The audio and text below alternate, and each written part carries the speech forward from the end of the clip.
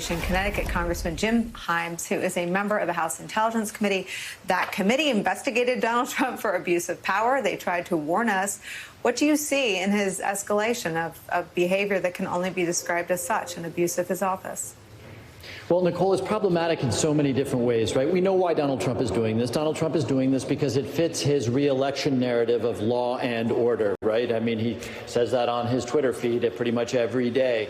The problem with that is that it's not helpful to restoring order in Portland or anywhere else. And we know that because the mayor and the governor of Oregon have said, we don't want your people here.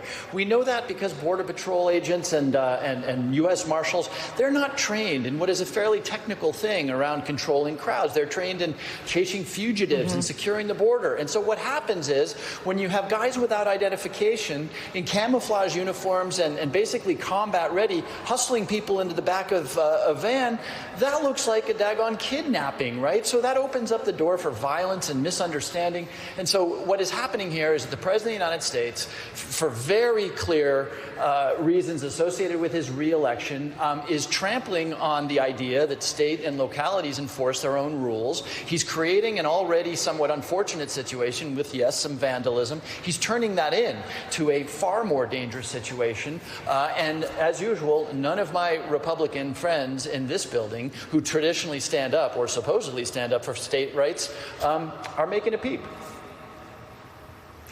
Is it worth highlighting what you just said, though? I mean, is it worth convening some sort of emergency hearings just to make sure those things are clear, that it's clear both to the mayors and the governors who's on their streets, that people's rights are being, I mean, people have a right to know who the arresting agency is my understanding. I mean, is it something being discussed, convening any hearings on this?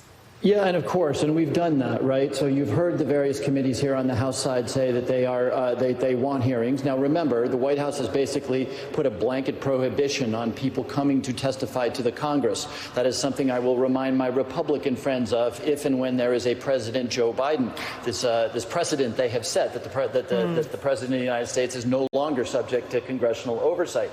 But of course it is. And Nicole, you know, I mean, just everything about this is dangerous and wrong. And the president who can't think beyond a television image, and I guess he sees those men in camouflage with assault weapons as an image that makes him happy.